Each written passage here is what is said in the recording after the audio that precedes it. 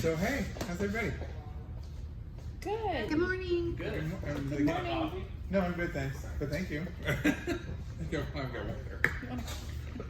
All right. So everybody doing okay this morning? Hump day, right? Hump day. End of first quarter. Scary thoughts? Okay. What's going on in real estate for y'all? Congratulations, Piero. Now showing as a sold rental on MLS. So seeing his name out there into the sold portion. Not bad, right?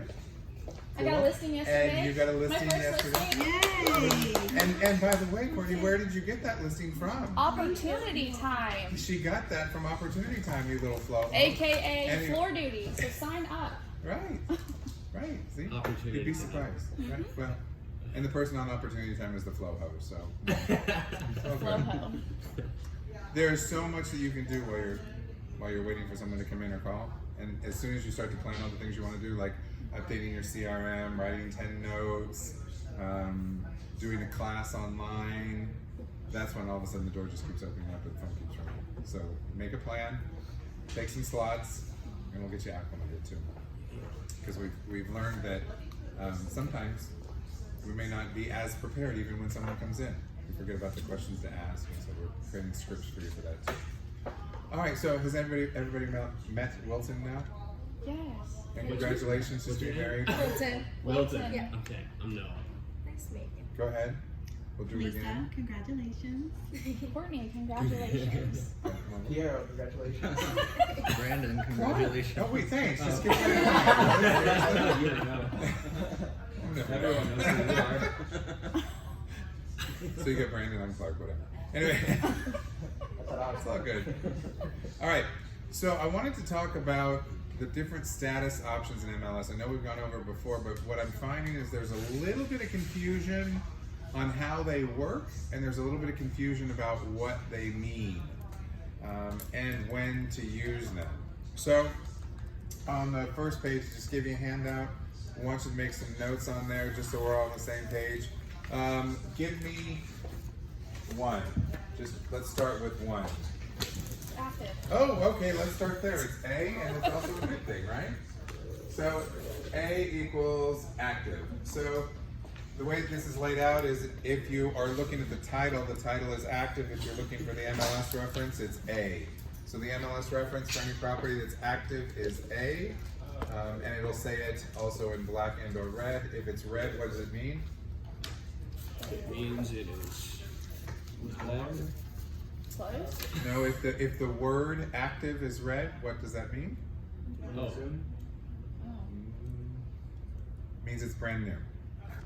Oh. So it's a new listing, it'll be in red. I thought it was like. Wait, that's weird. Yeah.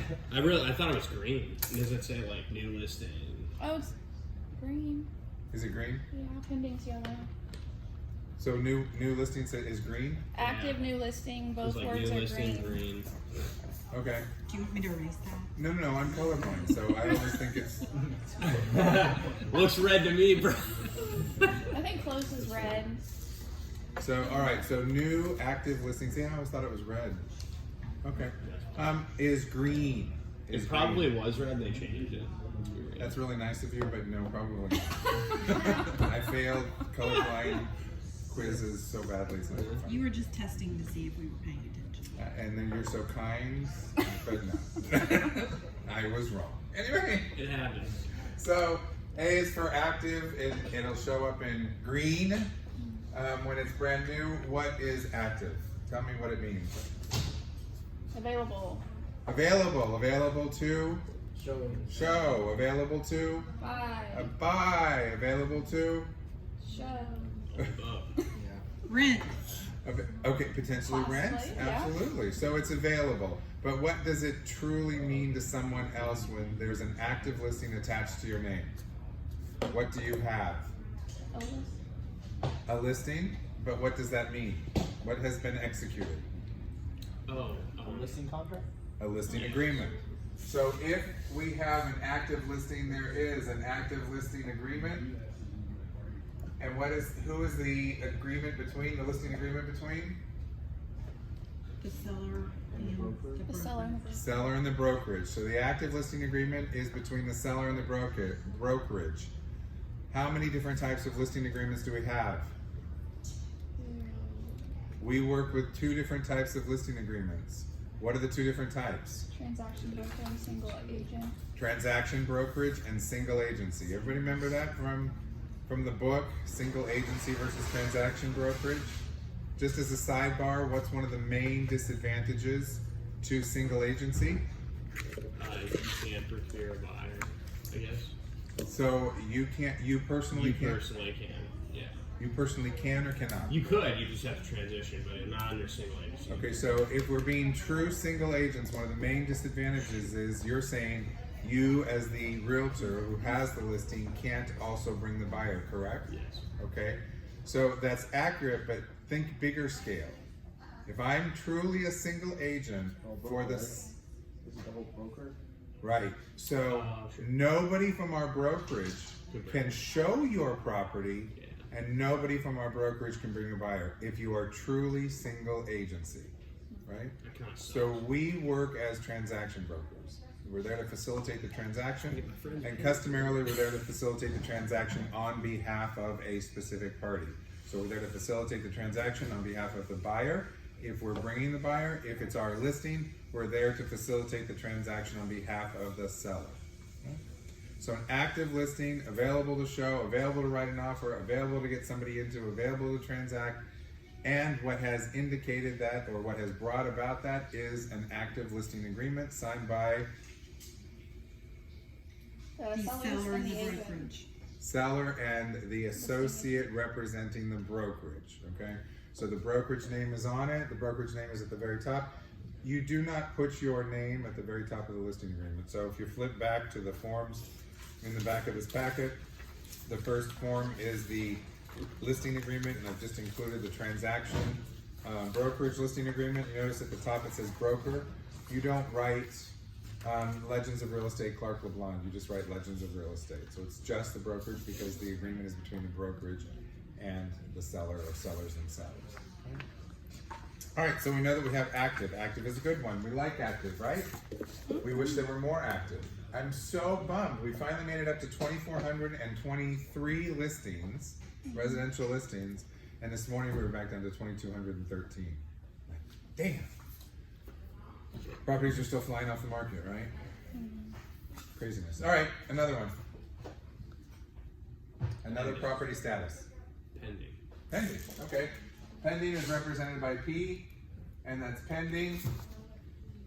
Ooh, so what does this mean? Does that mean that they've like reviewed, Executed contract. not executed, is it? They Yeah, received an- so you have an executed agreement. So you have an executed, what type of agreement? Purchase and sale. Right, so we have an executed purchase and sale agreement. All right. What are we telling people? What are we telling all the other realtors when we put independent? We got someone. Under contract. We got a buyer under contract, good, because we have an executed purchase and sale agreement. What else are we telling people? If it's in the pending status. You can still see the property, but there'd be like a contingency, If not like a it's, backup offer. Okay, so I think you're thinking about a different status option. it's So, taking what Piero just said, you're still able to show the property, you still have to show the property. If it's pending status, the seller's basically saying what? If Related they have, we agree to the terms and conditions of the contract. Okay, but that can also just be a contingent, right? Because there's lots of contingencies in an executed purchase and sale agreement, right? So the seller in most cases is telling everybody else, all the other realtors, guess what? At this point, we're fairly confident that we're gonna close. And so we're having no more showings. So it's basically like being engaged. great.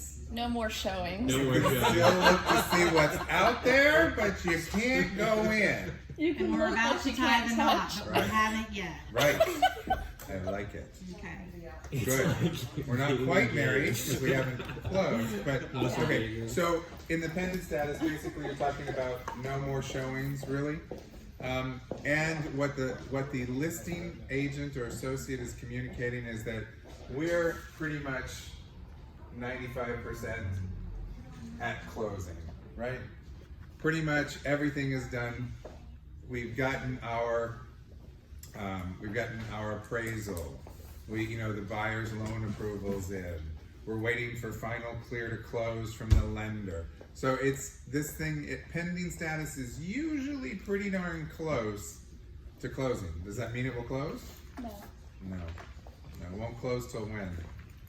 Everybody's closes. signed on closing. Everybody's signed until it's damn well closed. Right, exactly. So pending is telling us that we're pretty close to closing, and we feel fairly confident that we're going to close, and that there's really the seller's asking for really no more showings at that point.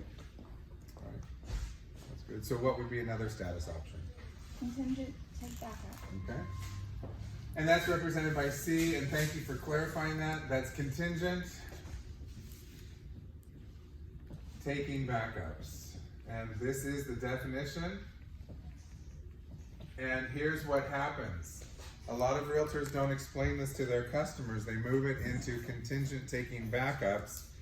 And guess what? They get a phone call that says, we'd like to show the house from another realtor.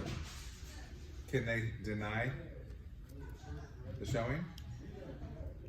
I don't think so. Okay, the only reason they can deny the showing would be if it's not at a convenient time. They can't deny the showing, in other words, to say the seller has indicated no more showings, right?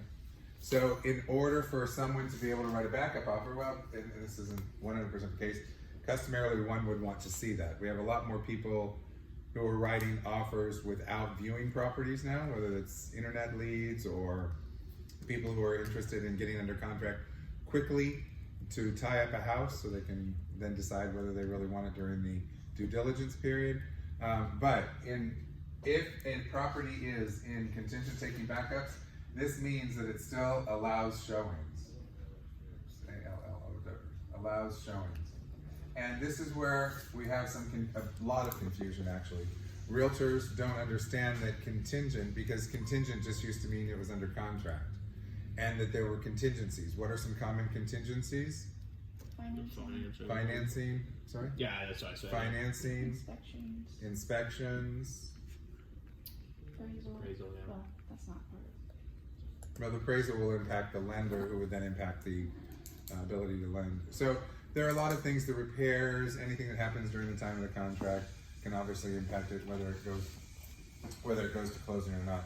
The contingent taking backups, the seller is still obligated to offer the opportunity for showings. And a lot of realtors don't understand that. They just put it into contingent thinking, okay, great, we've got an accepted purchase and sale agreement, so we do still have the executed purchase and sale agreement. So we're just gonna put it into contingent and stop the showings. But remember, it's taking backup. So for someone to be able to write a backup offer, in most cases, they're gonna wanna see or evaluate the property in some way, shape, or form. If you are working with a buyer who is making offers on property sight unseen, please use the sight unseen release that just acknowledges that they are making this offer of their own free volition, own volition, and that they are making the offer without seeing the property. We should just make sure that everybody's clear on that. Right? Okay. Cool. All right. What else? There are a few more boxes. Expired. Okay. So X equals expired. All right. What does this mean? The listing agreement expired. Okay. So the listing agreement expired. And what? It's no longer off on the market. No longer on the market, right? But what does it also mean for you? Can't show. Like a certain amount of time after the contract is up, if someone purchases the property, you still may Get benefit compensated. from that. Right. So part of the listing agreement states that once the contract is expired, unless what? All right, let's back to what you were saying, Lisa. So if the contract expires, the listing agreement expires, so the brokerage and the seller no longer have a valid agreement. If someone who saw the property during that listing period Oh, then they comes back and now wants to buy it, the brokerage is still entitled to a compensation. Mhm. Unless They enter into another agreement. the seller enters into another listing agreement. Correct. So if the seller enters into another listing agreement with another brokerage, then the original listing brokerage would not be entitled to compensation. But if anybody who saw the property during the time it was listed with brokerage A, the brokerage A is still entitled to compensation. So that's right, that's true, absolutely. Is there like a 90-day time period where the broker would still get that commission, or 1 year. 1 year? According to the listing agreement, if someone sees that house or comes back and buys that house after seeing it during the listing period, for 1 year, the brokerage is entitled to compensation. Where do you think that comes from? Why do you think we've written that in there? Because your contract could expire with them and they could turn around and get a contract with someone new, Another brokerage or individual? a brokerage. Okay, but and that's fine. If our contract expires and they want to list with somebody else, they have every right to do that. Would we still get the compensation if the same person came back? No. Okay. So that's the only caveat. So within the first year after the listing agreement expires, if anyone who saw the property during the listing period comes back and makes an offer and buys the house, even straight from the seller, the brokerage who had the property listed is still entitled to compensation for 1 year. The only caveat to that is unless the seller lists with another brokerage. So the seller's listing agreement can expire today, they can list with brokerage B tomorrow, and then brokerage A is no longer entitled to anything. They can wait 60 days and then list with another brokerage, brokerage B, and then brokerage A is still not entitled to anything. Right? But so where this time frame came from, in part, is you'd be surprised, especially in markets like this, where sellers who are under contract with a brokerage, and then someone approaches them. So I have a listing, Brandon's the seller, Courtney approaches Brandon and says, hey look, how much longer you got with this dude? If you cancel the listing agreement or if you let it expire, I'll go ahead and buy it from you. We'll cut out the realtor and we'll save the commission for you and I'll give you a really good deal. So if Courtney's gonna come around and do that, and either Brandon goes ahead and tries to expire the listing by requesting an expiration, we have the right to say yes or no, right? But if we were to say yes and then he were to sell it to Courtney and she either saw it during the time or approached him about buying it straight out from him to cut out the brokerage, we would still be entitled to a commission, right? But that's where part of this came from, is people going behind the sign, what's called behind the sign, consumers and other realtors going what's called behind the sign and trying to create a deal and cut out the brokerage. So that's part of where that came from. And to try and protect all the work that you've done, right? I mean, you're investing in the property, marketing, advertising. All right, so expired means there is no longer a listing agreement. The brokerage that listed the property no longer has any claims to the property as the listing brokerage, however, can still be entitled to compensation if it's not listed with another brokerage within 12 months. If someone who saw it during their listing period sees it and buys it, or goes back to it and buys it.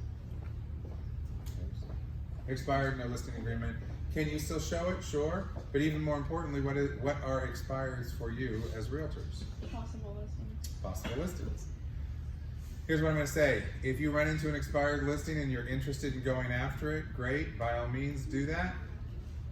If it's a listing that was listed by our brokerage, please have the courtesy to call the previous listing associate. One, they could potentially be relisting the property. Maybe they've just taken it off the market for a period of time. I know that sounds odd in this market, but as we move towards a more traditional market, it's not uncommon for someone to say, look, we've been here 4 months, let's go ahead and stop, let's take 60 days to do A, B, and C, or do 1, 2, and 3 from the feedback that we've gotten, and then we'll go back on the market. So if it's internal, please make sure you contact that listing associate and say, hey, part of my marketing plan is to, or my business plan is to go after expired listings. I see you've got one on Rojero Road that expired. I was going to reach out to them. Are you relisting it? Yes, no, maybe so. Right? At least have that courtesy to do that. The other reason that you want to do that is you don't know if the agent was the one who precipitated the expiration. We should fire more of our sellers. We don't. We should really do that. But we think, oh, we've got a seller or we've got a listing, we can't let it go in a more traditional market. But you may want to find out from that other agent why it expired. You know, was it overpriced? Was the condition poor? Were they difficult to work with? Any of those things could be the case, and you may not even want, I mean, that may be a bad listing for you then too. I mean, you wouldn't want to waste your time, energy, and money on that. So if you do go after expired listings, one thing you need to make sure is that you have at least a 7-touch program to go after expired listings. And if it is an internal or was an internal listing, please make sure you check with the listing agent. Why and if they're relisting it. Especially if it was a past customer, there's chances are they're probably gonna relist it. Why waste your money on trying to get that? Mm-hmm. Okay, cool. So somebody mentioned another one as we were talking about this. Sold. Sold, oh, sold's a good one. S, sold. Pretty straightforward, right? We good with that? What does that mean? Everything's executed. All done. Oh, All done, and guess what? All done and hopefully paid. paid. Yeah. Hopefully. It's the simple things that Yeah. throw us for a curve. Yeah, all done and paid. We're paid. We're ready to go. Right? Property closed. Listing agreement has been executed. Terms of the listing agreement have been met. Buyer and seller have come to terms, consummated the agreement, and gone to closing. Not a bad thing, right? Okay. What else? There's withdrawn. I'm sorry? Withdrawn. Withdrawn? Okay. Here's where there's a lot of confusion. What does withdrawn mean? It's just like temporarily taken off the market. You can't show it when it's withdrawn. I know. All right. So, what triggers withdrawn?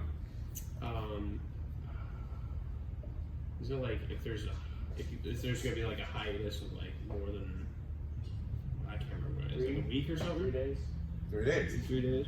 So, if you can't have showings for more than no showings for more than 3 days, the property has to be put into withdrawn status. Okay. So if it can't be shown for more than 3 days, it has to be put into withdrawn status. What else has to happen? As the listing realtor, what must you do? In addition to changing the status in MLS. Yeah, Sorry? Oh. I'm not sure. You gotta take the sign out of the yard. don't make me come get my sign. All right. Now you can leave it on the side of the house for when they're accepting showings again. This happens a lot when around the holidays, when people have family in and they're afraid the house is not going to look its best. When people have sick children or sick parents that they're taking care of, and they don't want to either expose anyone to anything, or it's just not a good time. So a property will stay or can stay in withdrawn status until the listing agreement expires. So if I have a 6-month listing agreement and 2 months into that listing agreement, the seller says, look, we just can't take any more showings, you know, we're having distress in our family, and let's go ahead and take it off the market. We don't want to allow any more showings, at least for a couple of months until we get this all figured out. Well, that has to go into withdrawn status. If it then at the end of that 4-month period, you get together with the seller and you say, okay, are we ready to go back for showings? And they say, no, you know, we still need a little bit more time. Remember, you still have an active listing agreement, right? Other realtors can't come behind the sign and take your listing. So now you're at 6 months and the end of the listing agreement, and your seller says, okay, I really don't think we can do this. We just need to come off the market. If you don't change the status from withdrawn to expired and the expiration date of the listing agreement that you put in when you first put in the listing passes, the property will automatically move to expired. So after the expiration date of the listing agreement, a withdrawn property will automatically move to expired. So can you think of when a brokerage might use this to their advantage?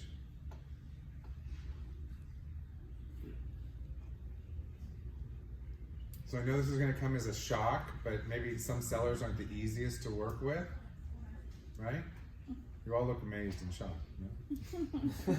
All right, so sometimes sellers, well, realtors aren't always the easiest to work with either, but sometimes sellers are not the easiest to work with, and sometimes sellers have other ideas, so they want to expire their listing. Well, remember, they're under contract with us for a period of time. We have the right to say yes or no whether we will expire it. So sometimes you find out what the seller's true motivation is when they say, we want to expire the listing, or we don't want to have an active listing agreement with you anymore. And you say, well, let me check with Clark to see if I can actually expire this. And we get together and talk, and you say, look, I don't feel good about what the seller is asking me to do. Something is not right. Then I can be the bad guy and say, well, I'm sorry, well, no, you can't expire it, but you can withdraw it. And then you put it into withdrawn status, and then 2 weeks later, we get a call from another brokerage that says, hi, we're trying to list the property on Main Street that you have listed, and MLS won't let us put it in because they say it's a duplicate listing. So now the seller has gone back behind your back and contacted either another brokerage or someone else to try and list it with someone else yet during our contract period. So if you are working with a seller, you should have a strong relationship. You'll know as the listing progresses what the true motivations are. And if someone needs to expire a listing, then let's talk about why we would be expiring it. Otherwise, in most cases, we withdraw it. It stops the showings for them, sign comes out of the yard. Do you have to take the lockbox off the property? No. But it allows you to have an opportunity to really kind of figure out if you're getting a conflict. And you get the conflict in here. You just know. Or up in here, you just know based on what they're saying or how it's actually like, that doesn't feel right. Something's wrong here. So let's come in, let's talk about it, or call me, let's talk about it, and we can decide together what we think is the best route. And then I can be the bad guy for you. I tried, I really tried. But no, he said no, he's just a jerk. Anyway, all right, so withdrawn, just if it can't be shown for at least 3 days or more, it must go into from active to withdrawn status, and the sign must come out of the yard. Okay. Go ahead, another one? Coming soon. Okay, coming soon. Ooh, this is where we have a lot of problems. Yeah, but it's so exciting to see it. See, okay, great. So tell me why you think it's exciting. Why do you think it's exciting to see something in coming soon status? Because you can't get your instant gratification pictures right then. Yeah. Yeah, I get real excited. So something's coming on the market, right? Yes. It's gonna happen. So tell me about coming soon. We're waiting for the pictures to be taken, the mulch to be put in the yard. Can't show it yet. Okay, so no showings, good. No showings. A good reason to use this would be if there are things to be done on the property. But you want to tie up the listing, right? All right. What else do we know about coming soon? It's usually only on coming soon for 14 days. Okay, so the maximum time is 2 weeks. So the maximum time that a property can be in coming soon in MLS is 2 weeks. I think Lisa put it really well. This is a really good reason to use coming soon because you want to make sure your marketing materials are ready. You want to make sure the photos are done, videos are done, drone footage is done. Everything is available so that the day that property hits the market, it looks the best it can possibly look. So there are a lot of realtors who don't like coming soon. They don't really, I'm still trying to understand that, because you can create excitement about a property Before and it's on then the market. have people ready to see it Before it's on the market. right when it hits the market. Yeah. But we know there's no showings, right? Yeah. Can we advertise a coming soon property? Yes. Yeah, so you can advertise it, which is great. So here's another advantage. I can advertise it, but what do I have to do in my ad? Disclaimer. Okay. You can't Call see it it a- right now. Okay, but what's the disclaimer? Coming soon. Yeah. So you have to say coming soon. That's the cool thing, is that I can still advertise this property. I can put it into The Resident. I can post it on Facebook. I can shoot it on Instagram. I can take a video and place it on TikTok. I can do whatever I want to do to market this property. I can do whatever I want to do to market this property, as long as I say that this property is coming soon. I can even say coming soon, showing starting X date, right?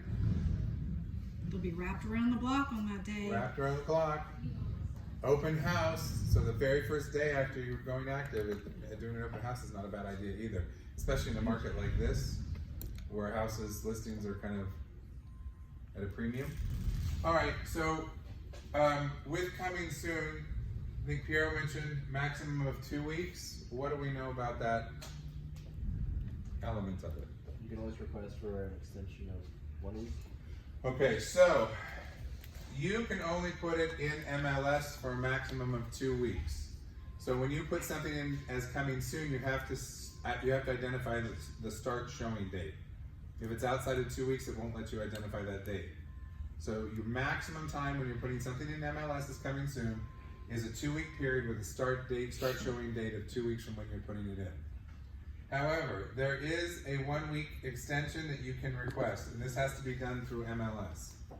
So you have to request that 1 week extension through MLS. If they grant it, great. If they don't, so sad, too bad.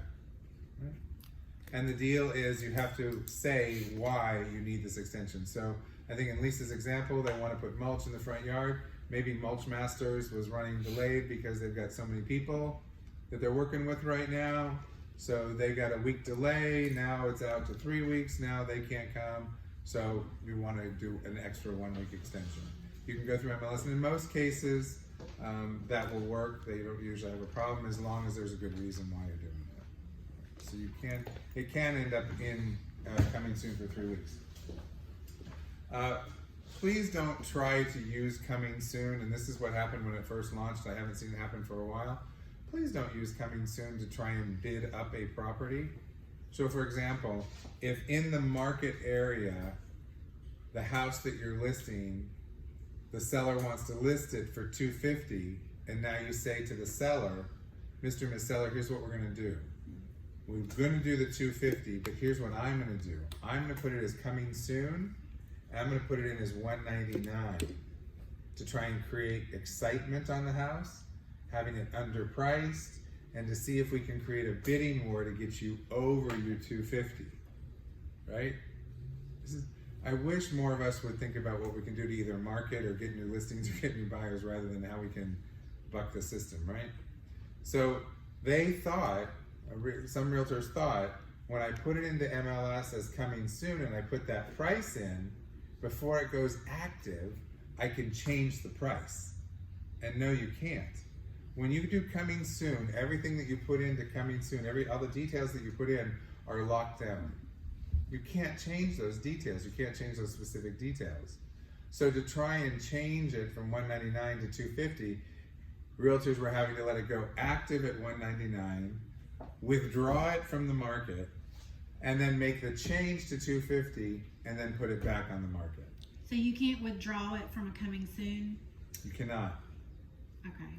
So when it's coming soon, it's coming soon. It's coming. That's, Like it or not. if during that coming soon period, your seller says, I was wrong, I'll never be able to find another house right now, I don't want to list this house, please, can we cancel the listing agreement? And between the two of us, we agree that we'll cancel the listing agreement, we would then have to contact MLS and move it from coming soon to expired. Because they can't just take a property out of MLS. So now it would go from coming soon to expired, but you'd have to work with MLS to do that. Make sense? Confusing? Okay. So coming soon can be advertised. This is where there's a lot of confusion about this. Coming soon can be advertised. There are no showings. So this includes the agents in your brokerage. So this is not like it's coming soon except for you and you and you and you and you and you. No, Coming it's soon for on Coming Soon everybody. property. Right. Coming soon for all non-legends Private open house. realtors. Anyway, It's got a big Legends party. that's a whole different It's thing, got right? buyers. That's a whole different thing, right? No. Instead of coming soon, what would that be if I say, okay, I have a listing, but are you interested? Are you interested? Are you interested? Pocket listing. So that's a pocket listing. We'll talk about that in a minute. Okay. So coming soon. Clear or questions about coming soon? Because this is a place that we have a lot of confusion with realtors in our market space. Do you like coming soon? I love coming soon. Okay. I think it's so much fun. I can do a huge ad campaign, just say coming soon. I mean, how hard is it to do that? And I can get people interested and say, oh, our first showing will take place on. And you get people going, oh, well, I want to be the second. I wanna be the second. In this market, it's weird, though. I mean, because if you have a house in a good area, it's like all the showings. And Yeah, I won't be doing a coming soon, FYI. oh, on your new listing? We're showing the property today to an investor. Really? So we would have both sides of the transaction. Hopefully he's Okay, I shouldn't probably be hearing this because I probably have a lot shouldn't of be hearing problems. that. I have a lot of problems with what you're saying. So, Okay. do we have an active listing agreement? Almost. Okay. Without an active listing agreement, if we, It will be active. It will be active on the market by the time we show the property today. in MLS. Yes. Yes. Don't worry about that. Jerry's, don't worry about that. Okay. That's not I Oh, will. you guys are good. And I'm not Smooth necessarily sailing. worried. I just want to make sure we're all on the same We are doing page. it the right way. Okay. I just want to make sure we're all on the same page. Cut the cameras out. Remember, It's but okay. it is a great example because Courtney knows what the right steps are. She's talking in front of herself, which is Yes. great. Right. But But not. remember, you want to protect yourselves too. So if we don't have an active listing agreement and we bring someone to a property, there's every chance that we could not get paid, right? Yes. But they've done that right. They've gotten the listing agreement created, giving it to the seller to sign. Going to put it into MLS, remember, and then they're going to take their customers up there, which is great. So which is fantastic. There's no reason they shouldn't be one of the first showings, right? Your listing might as well be one of the first showings. Yes. It's a good thing. It's a win-win. It definitely can be. Absolutely. All right. So we've got active, pending, contingent, expired, sold, withdrawn, coming soon. Couple more. Couple more. I think so. Active, contingent. Oh, contingent spelled wrong. Oh no, on mine, not yours. Never mind. Coming soon, pending, sold, expired, withdrawn. Yeah, have two more. Auction. Auction. So you're looking at MLS, huh? I cheated. Ah. Yeah, I cheated. AUC equals auction. What is this? Short Like sale. an auction. Is it? It can be a short sale. It can be a short sale. It doesn't have to be a short sale. I'm sorry. Was it like foreclosure? It can be, but it doesn't have to Is be. it just, this is a wild guess, maybe like a specific date, you throw in a price or something, whatever your offer, and then they just pick the best one, highest offer, maybe? Is there where like there's a end date where all offers shall be submitted in order for them to review it? Right. So an auction works just like an auction would work. Just like standing up, hey, blah, blah, blah, blah, that kind of Yeah. stuff. Except there's a Except minimum. you don't have that guy there. I know. You don't have the guy there. I could do that for you, right? No. Yeah, there you go. But there's a minimum bid.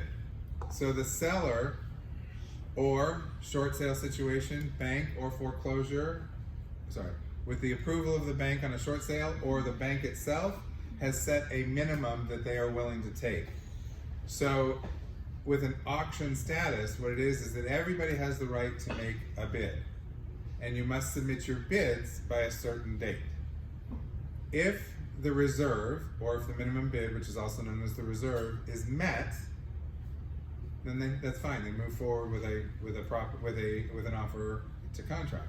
If it is not met, the property just goes right back on the market as an auction. Interesting.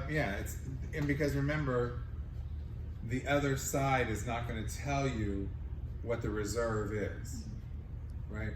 They don't say, okay, well the house is, listed at 1.4 million, and this is actually a real example. We had customers who were looking for a house. It was on the river.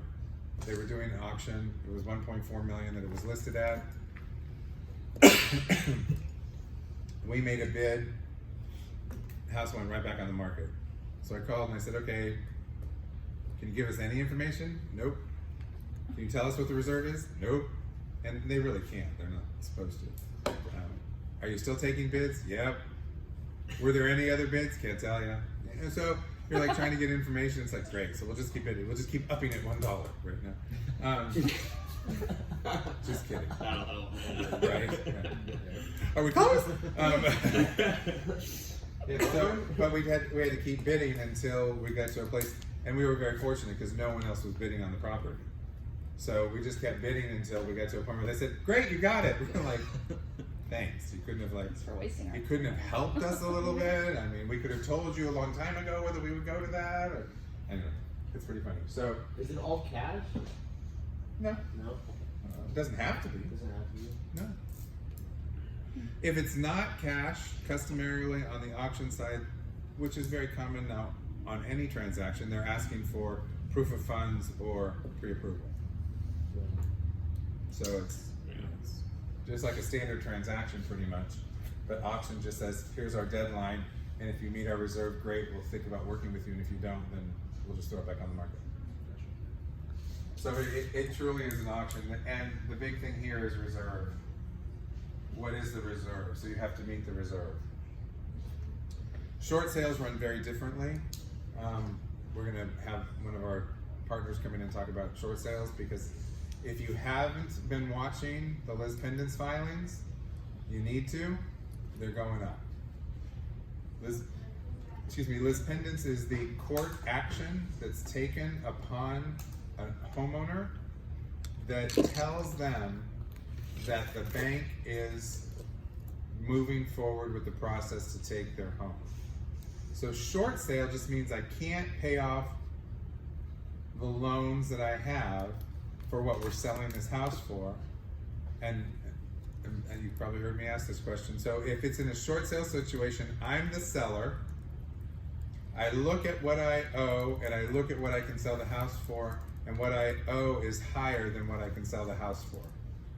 So I'm going to be short, right? To pay off my loans. The question becomes, do I have money to pay them off? And if I don't, I could potentially be in a short sale situation. Well, okay with that? Mm-hmm. So now I have to go to the bank to see if the bank is willing to take less than what I owe, right? If the bank, after reviewing all the things I put together, says yes, we'll consider a short sale, does the bank become a party to the contract?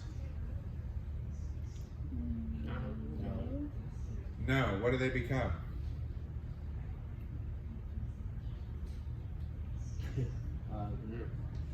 Qualifier or? Okay, so a qualifier. What kind of other qualifiers are there? We use a different term for them. Help me out, no? We're all going to turn to Milton. Milton, go ahead and answer. Poor thing. Yeah. Okay, so the bank becomes a contingency, just like financing, just like inspections, just like repairs. The bank becomes a contingency. Do you have any recovering Catholics? Dominus vobisco espiritu tuo. Okay, anyway. So the bank, whenever you get an offer, As the seller, you negotiate the offer to contract. The contract then must be submitted to the bank, and the bank must say, yes, we're okay with this, or no, we're not okay with this, right? So the bank becomes a contingency, not a party. Still, the seller still has the right to sell, and the buyer still has the right to buy. They still have the right to create terms and conditions, but the bank has to approve the terms and conditions. So it's slightly different with a short sale, and in a short sale situation, if the bank has already agreed and you can move forward, that's fantastic. What often happens though, to get us over to the foreclosure part, is that in a short sale situation, at some point, potentially the owner, the seller, either stops making their payments or starts to make half payments because that's what they can afford right then, or that's what's possible, or that's what's available. Those move the loan to a default status, and the bank starts sending them letters saying, hi, you're a little behind here, this is how much you owe us. Hi, you're a lot more behind here, this is how much you owe us. Hi, whoa, you're way far behind here, this is how much you owe us. Pay us, or we're gonna have to start the foreclosure proceedings. When they get to the point where they say, okay, we're done asking for money, we're gonna take the house because we have the right to, they file with the courts a notice of lis pendens. That notice of lis pendens is a letter that comes to the homeowner that says, hi, by the way, we, your bank, are now starting the process to take your house. I mean, it's much more legal terms, but And most people look at that and go, I have no idea what this means. So it's important that you ask somebody, when you're talking about listings, if it is a more traditional market, or when as we get back to a more traditional market, actually, we get back to just in general market, what's going on with them. So you have to have those discussions. I should probably know the answer to this question, but I don't.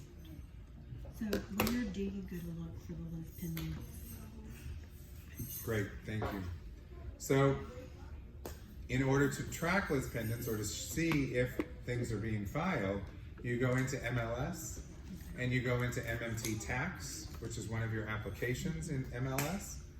And there is already a preset search for you. It's the third column over, top one. Second or third column over, top one. It says lis pendants. Third one. And you can pull up the lis pendants filings by street, by city, by subdivision, by area, zip code, so you can pull them up and see. But what's interesting is I get that, if I see the number of lis pendants filings that occurred in the last month, it's going to be less than the number of lis pendants filings that have occurred in the last 3 months. But what's interesting to watch is the numbers that are being filed in a month are going up, which means, of course, down the line they're also going up. So 3 months, 6 months are standard search criteria. Now I get how we search for them. Is it basically like, are you just using like Jacksonville, Florida, and then just seeing the number go up, or is there like a sheet that someone sends you and says, what's going on? No, I've just been watching. Gotcha. So I've been watching the counties. Duval, St. John's, Nassau, some of our main counties, just to kind of see, because remember there's a stay on foreclosures right now, right? Mm-hmm. Through when? June. Through the end of June, right? So banks can file, But they can't go. but they can't Can't kick 'em out. take. Nice. So what ends up happening is once that stay is removed, despite the fact that the banks are a little bit back, or excuse me, the courts are a little bit backlogged, we could potentially be getting getting hit with increased distressed properties. Yes, ma'am. Because Jerry and I are working on one of these situations right now, she said that because we possibly have the buyer side as well as the listing, we can't represent the seller any longer because the bank is involved and it's going to be a short sale and we've got a lawyer involved. I don't know. Let me see if I can fill in some blanks. Okay. So remember, there's always an attorney involved, even when it's not a short sale. Remember, our closings still involve attorneys, even if it's a title company. Okay. So there are other steps that can be taken when it's a short sale situation. So if I'm in a short sale situation and I'm talking with my lender, Bank B, and bank B says it's okay to sell it for less than I owe, I have to have somebody help me, and that's usually the attorney that I'm going to close with. Okay. Now, remember, the goal of the bank is to get as much as they can, right? So what has happened in the past is that if a bank sees that the same person is on both sides of the transaction, Yeah. they will negotiate to try and have the brokerage reduce their commission, because you've got one party, one brokerage receiving the benefit. That's shifted to, they would allow it with one person from a brokerage on one side and a different person on the other side, and still allow the commission to be held intact. Okay.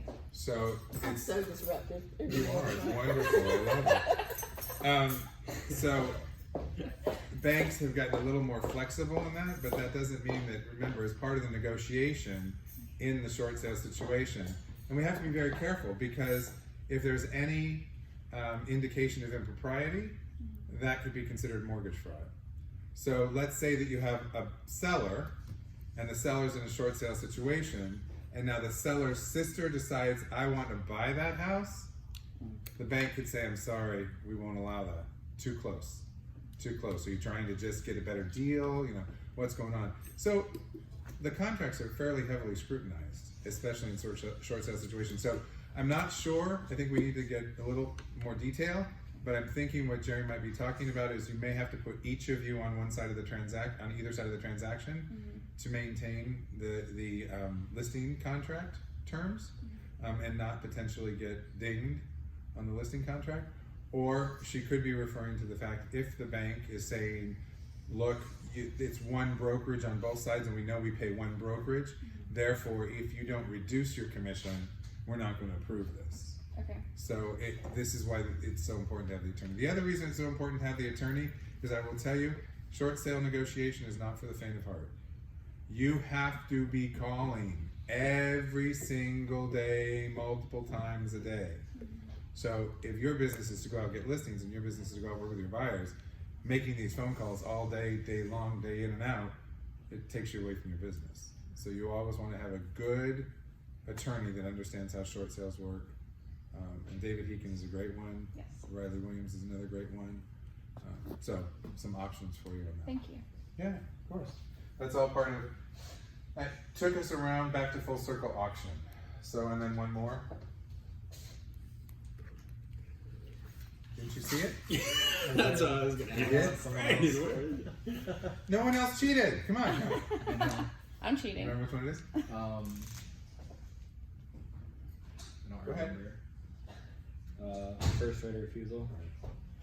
So the last one is first right of refusal.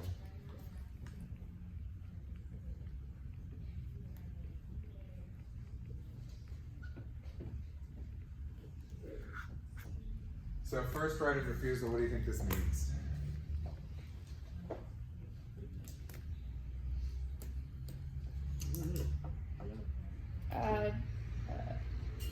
If there's an HOA, they can buy the property. Okay. That doesn't necessarily relate to this piece as a status for Them. MLS, Okay. but your point is well taken, because in the listing agreement, we have to identify if anyone has a first right of refusal.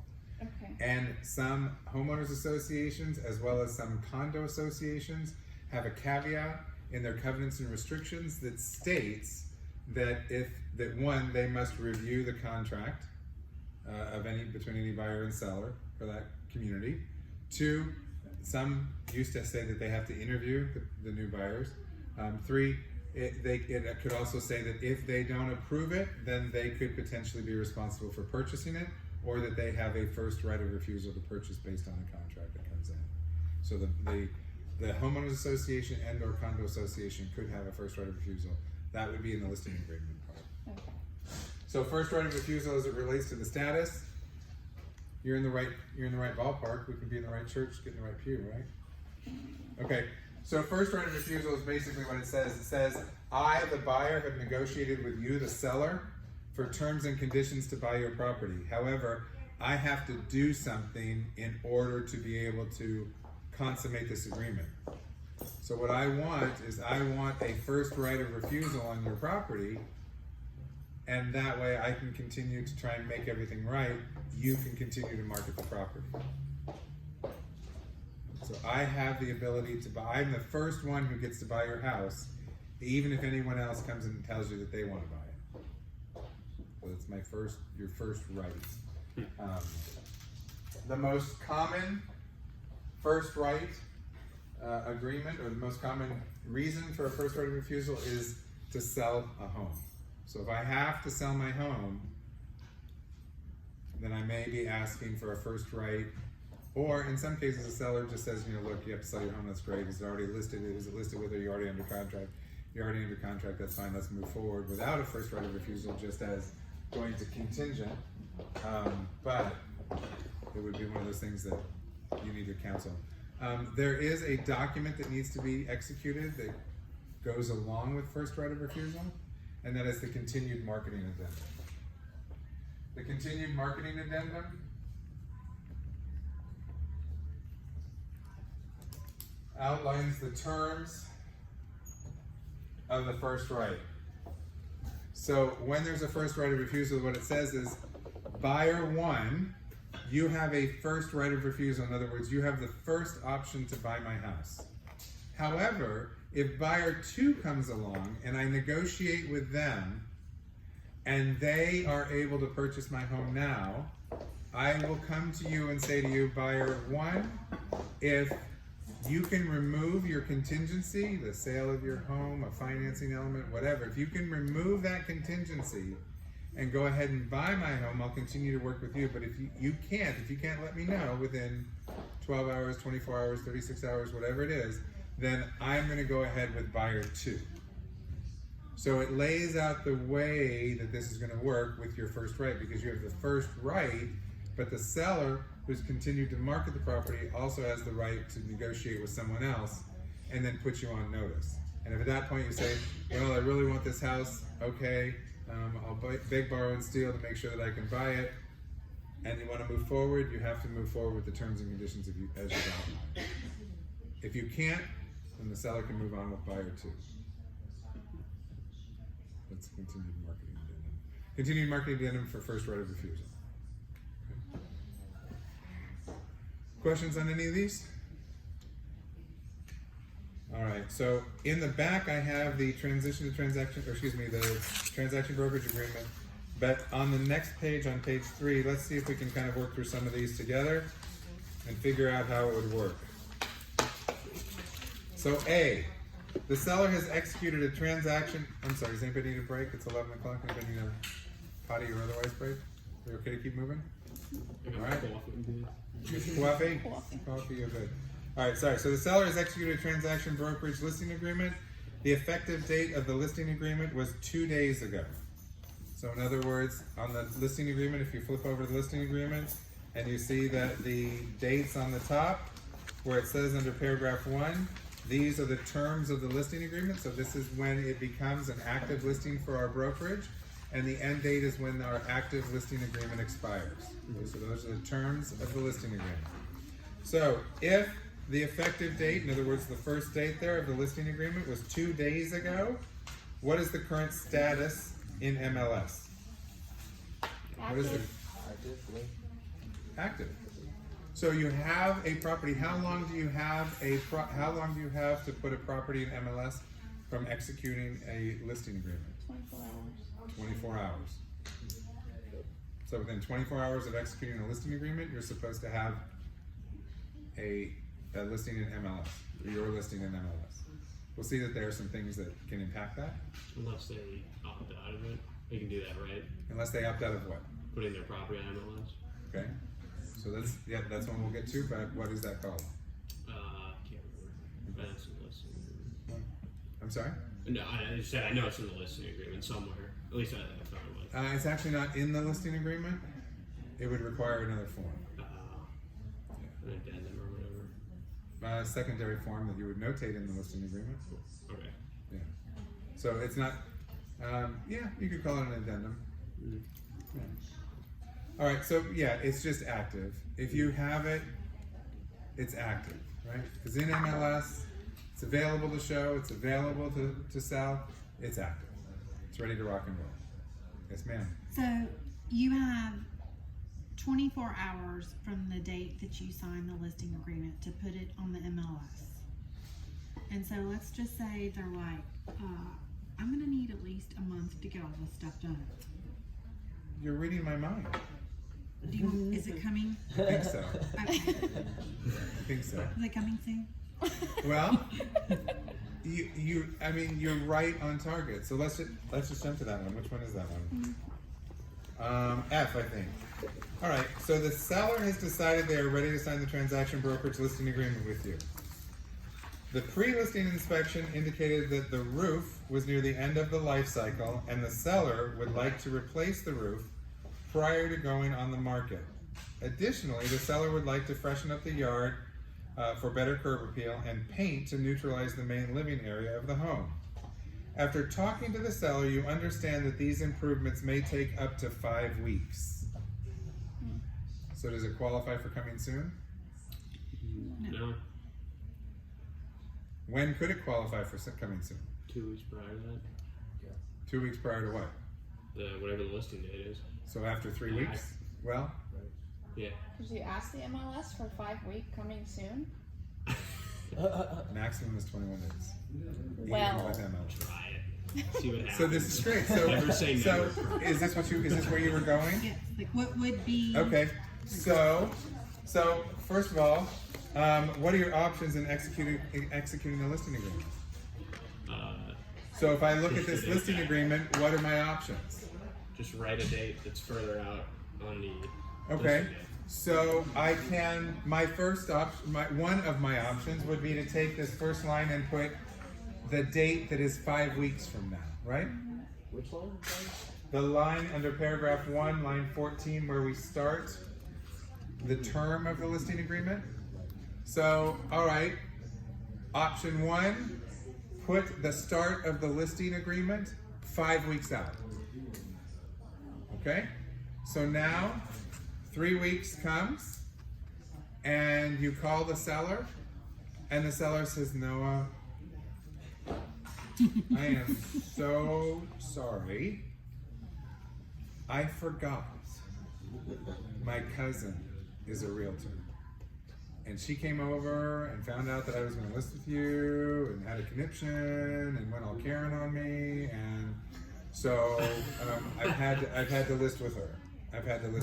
But And they signed it though. If they signed the listing agreement, You're under contract. they're under contract. To so start on that date, They right? can. Right. So, great. Yes.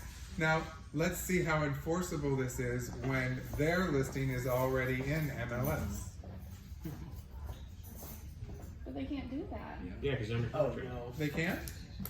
No, they're Another under realtor contract can't with come the broker. behind you? I'll sue their Another ass. realtor can't come behind you and try and take your They've already listing? signed the listing agreement. They're already under contract with They the signed the legends. listing agreement for a contract date that starts 5 weeks from now. That's messed up. So don't do that. Well, I don't disagree with Courtney that that's messed up. However, if that seller signed a listing agreement that has a prior date to your active date, They win. Right. What about the code of ethics? There's no code anymore in this world. well, we do have a code of ethics, so technically, well, and we don't know. Maybe the cousin said to Noah, "Look, you got to cancel that listing agreement. You've got to now. I'll go ahead and execute this one with you to tie you up, not physically, but to tie you up into the listing. And so you got to call that other realtor and let them know. And you're like, oh, I don't want to call them. I don't want to tell them. I don't want to tell them. But he can fire me just like I can fire him. Now, let's say, okay, let's just play this out. So, Could you? Okay. okay, well, wait, let's finish this Okay, up. yeah. Let's finish this off. I'm already thinking So of we, different ways. so to we do understand. This. So we understand where this goes. So now I say, but Courtney, you signed a listing agreement to start on a certain date with me. I have a contract with you. What are you gonna do with this? I don't freaking know. So if you're the seller, and now you've listed with your cousin because you feel like you have to, Yeah. the seller can say, I want out. I can say, no. See if Huh? then you have Do you two say active no? listings. Okay, now I have to think about my reputation, which is the only thing I have to work with. I have to think about what she's going to say about me. But why can't I use this as an advantage? Why can't I say, Courtney, I totally get it. I totally get it. Everybody knows 7 realtors.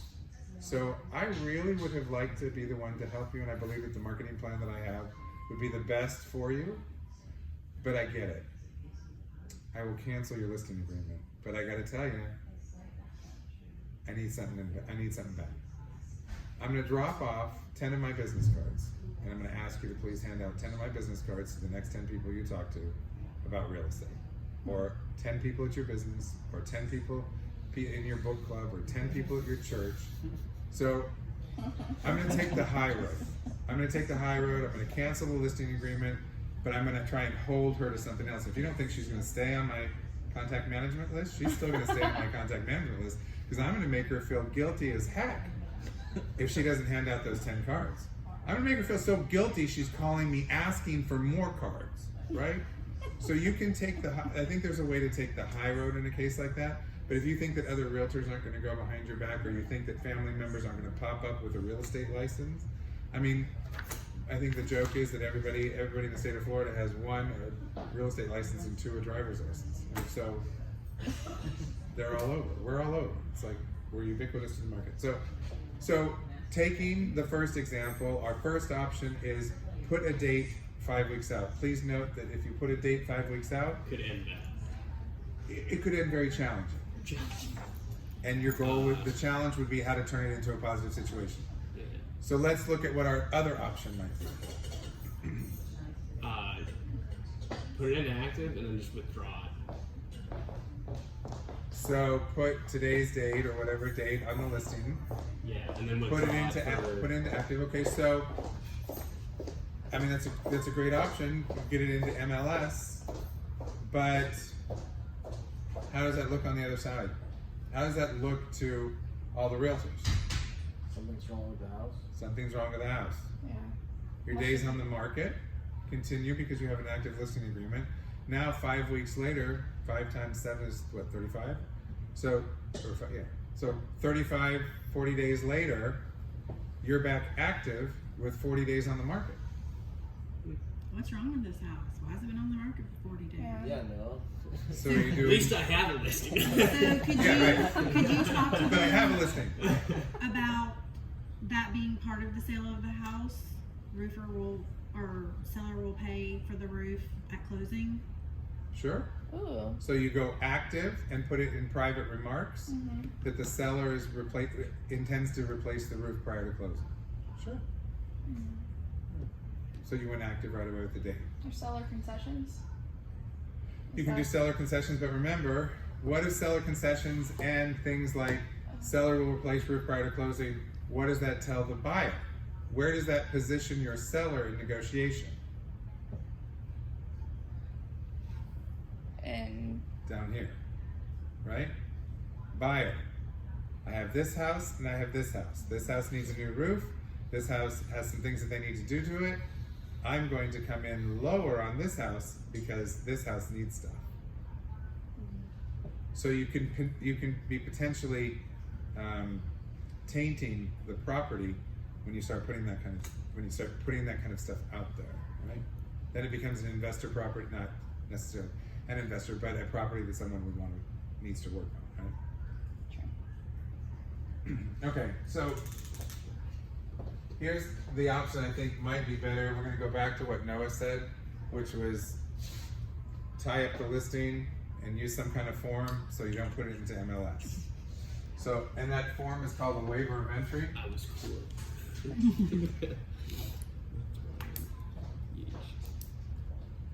So the waiver of entry says, do not put my property in MLS. So what you would do is you would execute the listing agreement with the date that you met with your customer. So if today's the date that I meet with my customer, I would execute the listing agreement to start today. I would put a 6-month term on it, but I would add it 5 weeks to the end of that 6-month term. Why? Because I want the full 6 months to market the property.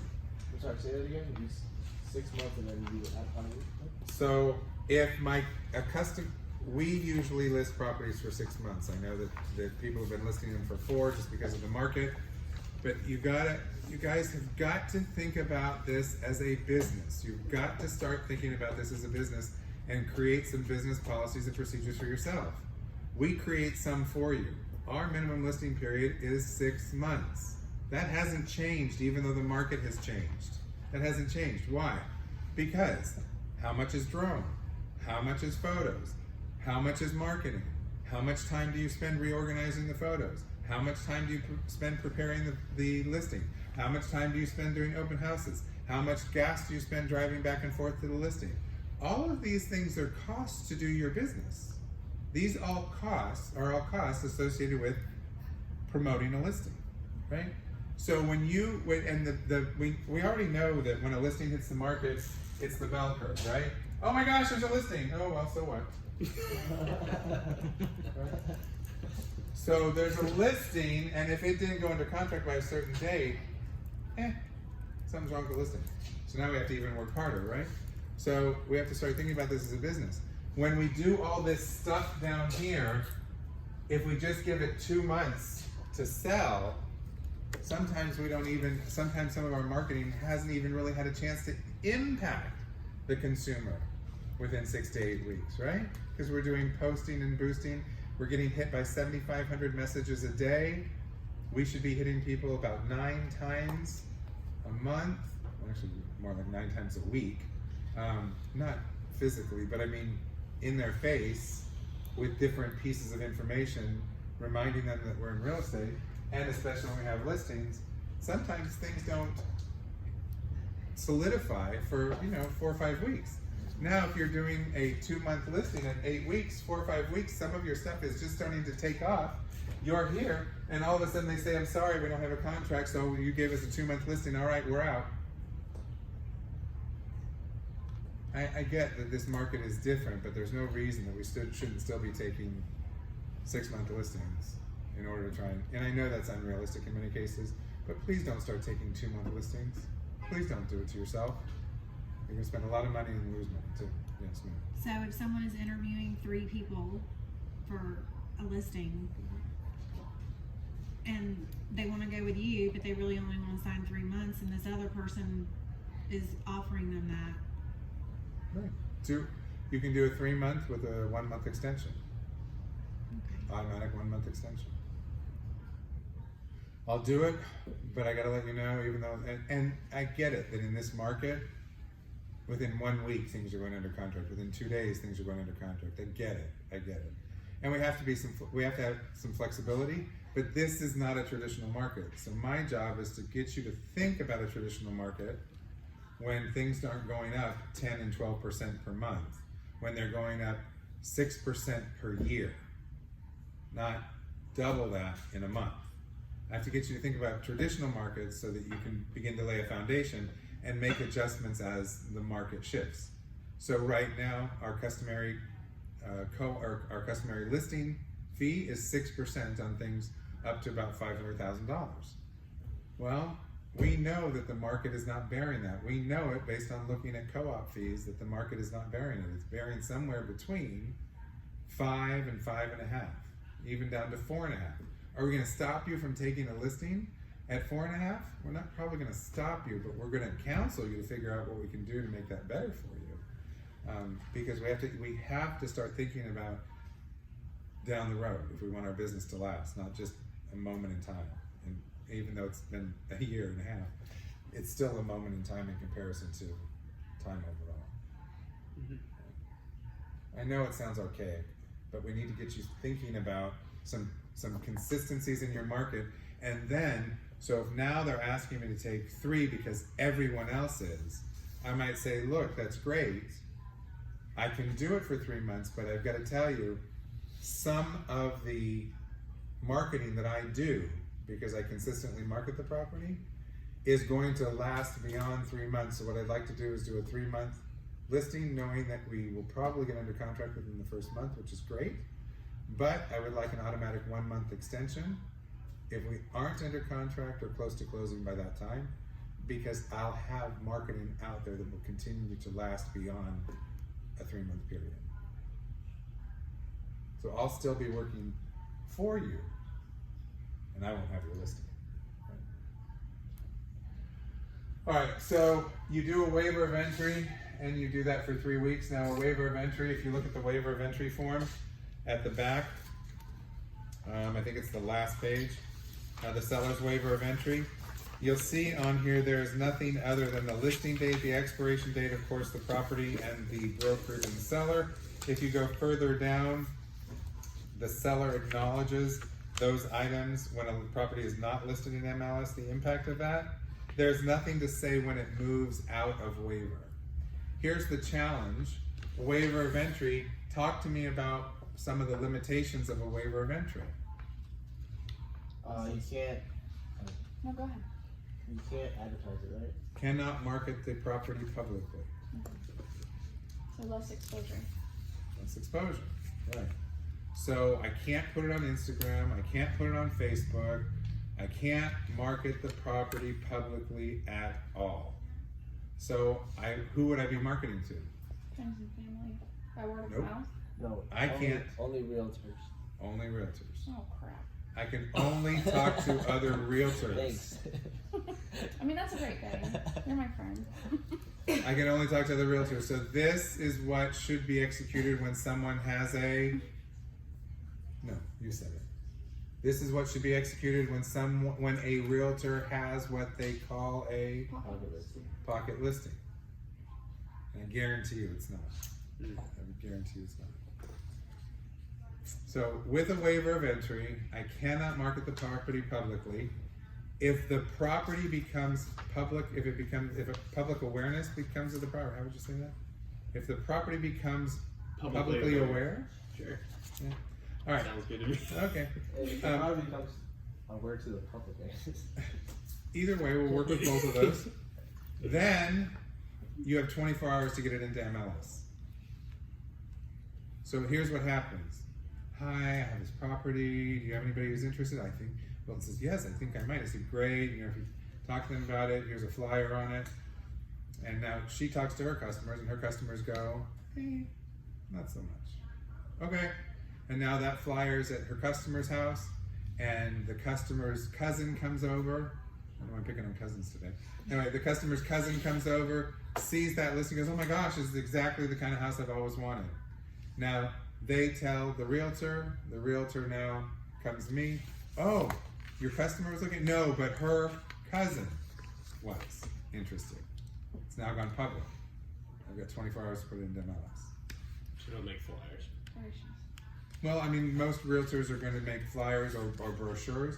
Where we have this a lot is high-end properties or properties that are in the middle of a divorce situation, and it's a sticky or very public divorce situation.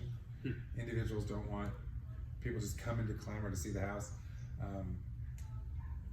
Individuals of people who are well known, Yeah. prominent individuals. So, but for this 5-week situation that Lisa brought up, if you use a waiver of entry and you use that for 3 weeks, and at the same time you execute it coming soon,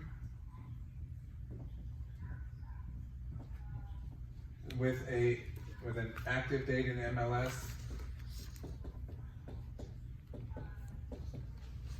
then you're covering yourself on all time periods. The other thing is that this gives you time to make sure that you're booking your photos, your professional photos during the coming soon period rather than when it's looking not so hot. And the one just before the seller waiver of entry is, the coming soon listing agreement. Notice on the coming soon listing agreement, down 3/4 of the way it says seller agrees.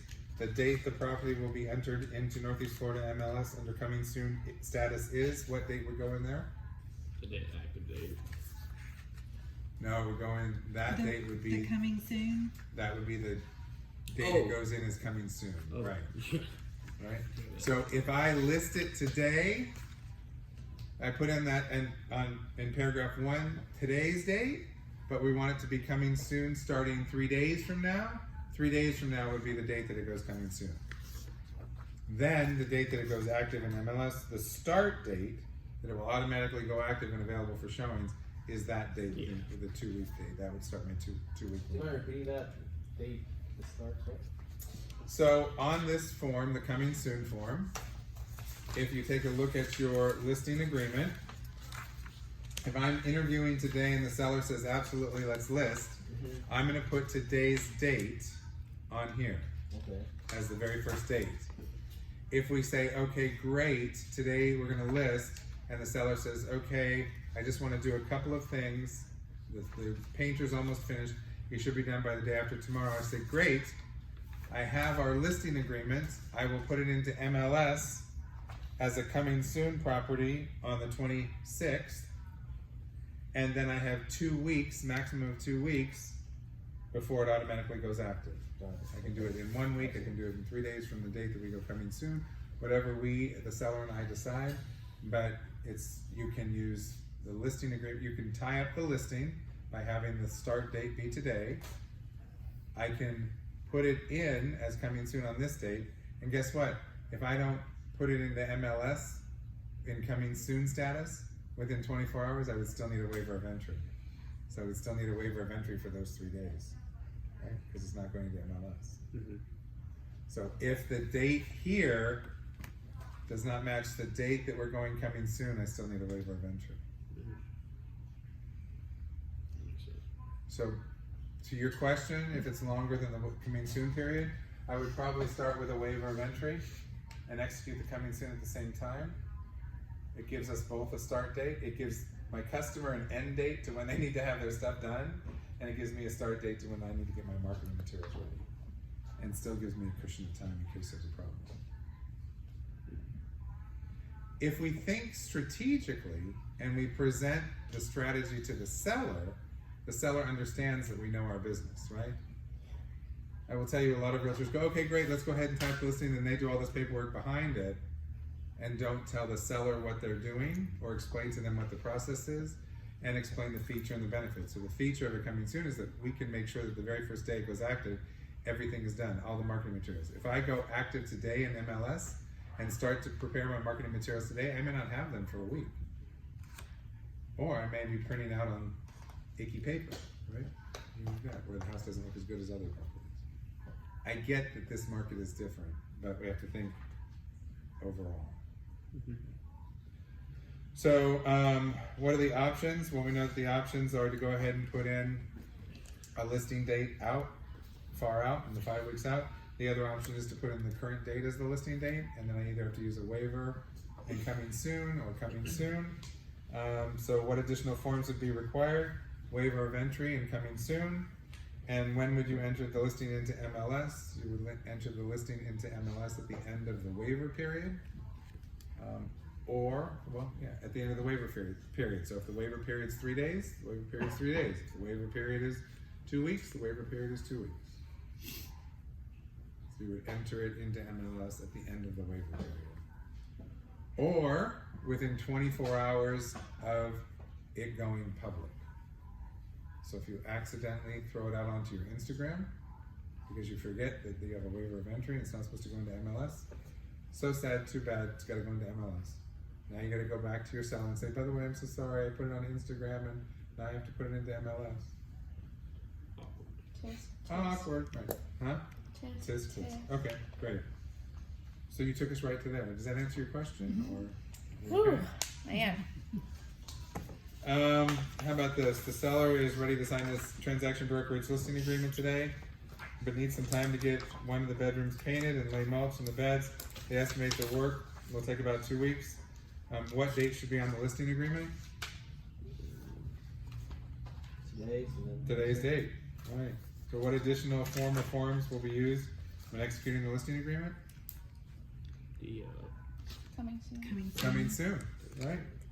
And what status identifiers will be used for this property prior to it going under contract? Coming soon. And prior to going under contract? Active. Yep. Coming soon and active. In that order. Actually, in that order, correct. Okay, so the seller has decided they are not interested in the benefits of MLS. They have agreed to sign a transaction brokerage listing agreement, but have asked that you keep the home out of MLS. So can this be done legally? Yeah, right? Sorry? Yes. Yes. What additional form or forms will be used when executing the listing agreement?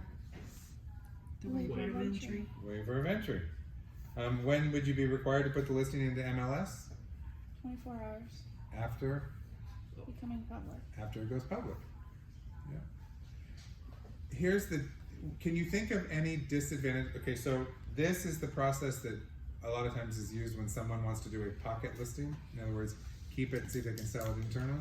Can you think of a disadvantage, or can you think of a complaint that a seller may have against a brokerage when someone sells a property via pocket listing? Yes, ma'am. They have somebody come up to them in a restaurant and be like, "Oh, I didn't know you were selling your house. I loved your house. I would have paid you $25,000 more than what What you got? you got." Right. So the disadvantage is there are 10,400 realtors or 10,399 other realtors. If you just go to the 20 or 30 in your office, did your seller get the best deal they could possibly get? Probably not. They didn't get the best return on their investment. Right. Which is what we're here for. Right. And so we're supposed to be helping them get the best return on their investment, right? By getting them a contract that has the best terms and conditions. That sounded very well rehearsed. Anyway, She even had that whole demeanor going on too. didn't she? I'm very serious about my job, okay? We appreciate that. What is the standard property status progression in MLS for a listed home when the buyer is using cash to purchase the property?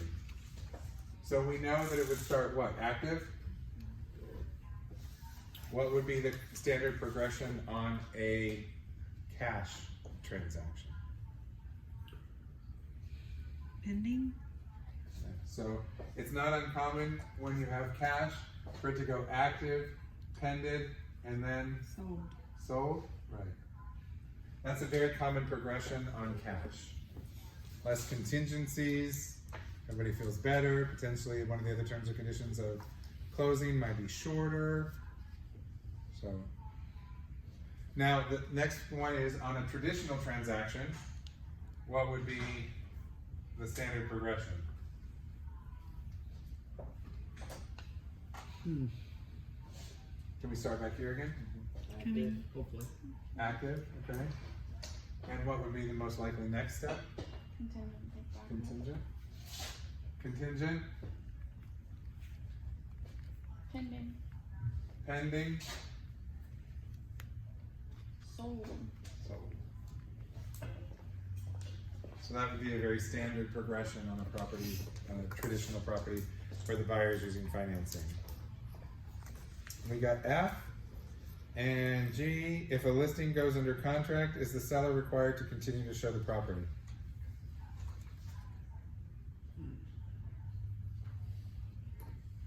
They don't have to, do they? If they don't want to show anymore? Okay, so if they don't want to, they don't have to, but what status must the property then be? Pending. Should have to be in pending. So if I go into active contingent, taking backups, the seller has to be prepared to show the property still. Mhm. We need to make sure our customers understand that. But they can skip that if they don't want to, go straight to pending, no more showings. Right, now if you have a buyer that's got financing contingencies, any buyer, if you have any buyer, financing or not, and you go active to pending, one, you've cut off showings, right? Potentially. Mhm. Can someone still call? Can I still call you and say, you know, can I come and show that property even though I know it's pending status? They I can can- call. Yeah. And then she has to call the customer and the customer has to say yes or no, right? Well, rather than active contingent, we know that the property has to continue taking showings. Okay. What form is required to be used when the property reflects the status of first right of refusal?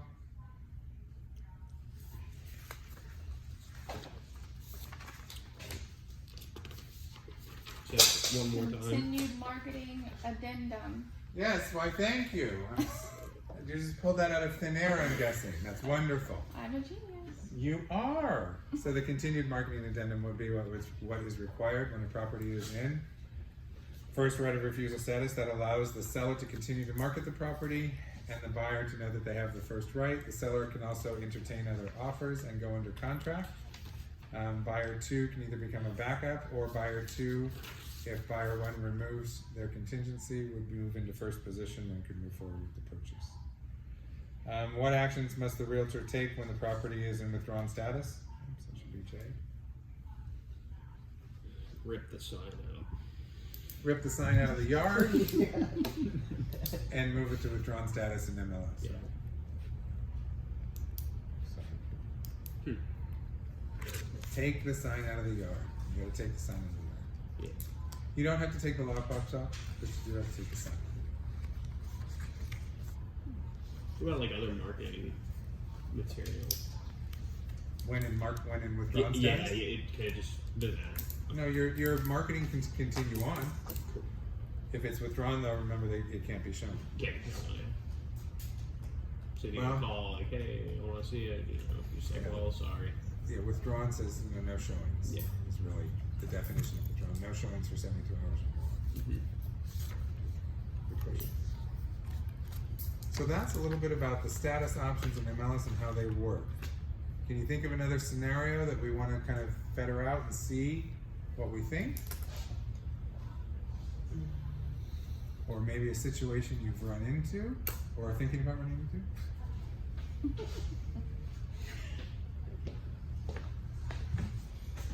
Not in my head.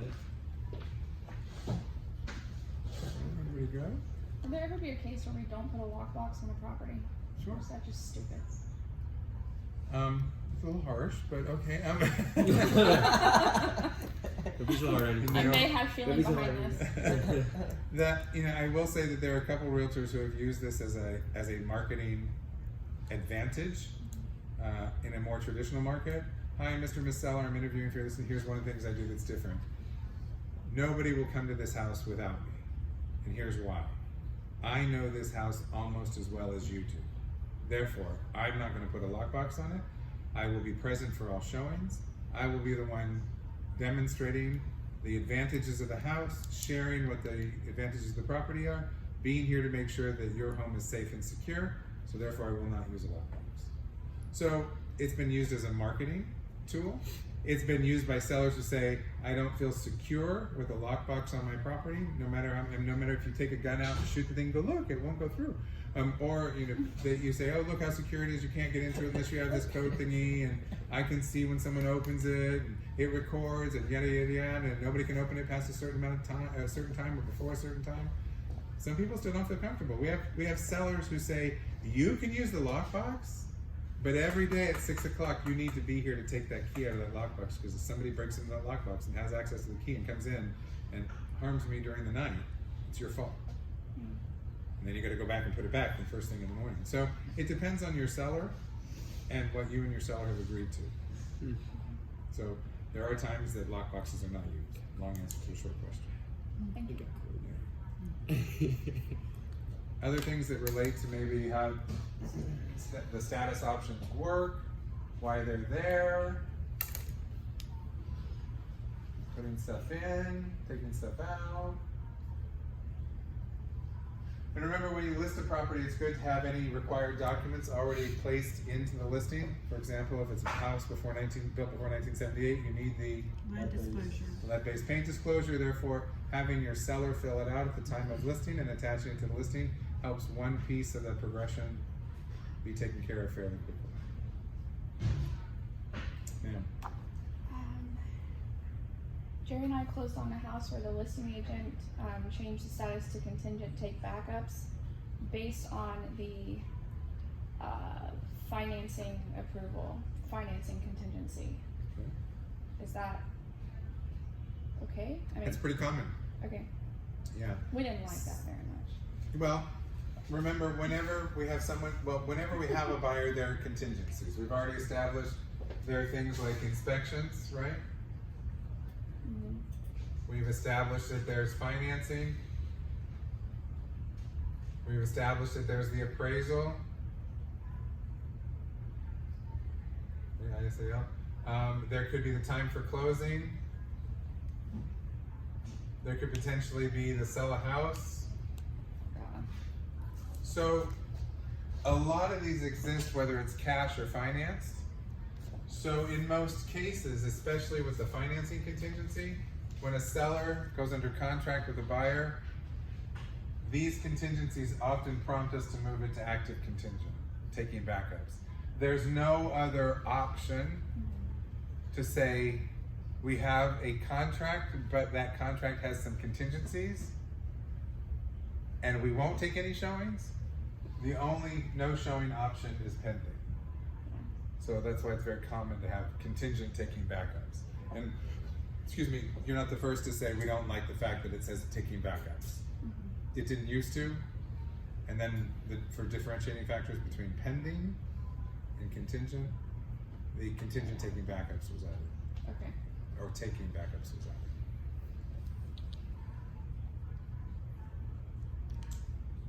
Good. Yeah. Well, you guys are amazing. Thanks so much. How did we do? Oh, 22 minutes early. Not too bad. Oh my gosh, I don't think I turned it on. Oh. Oh.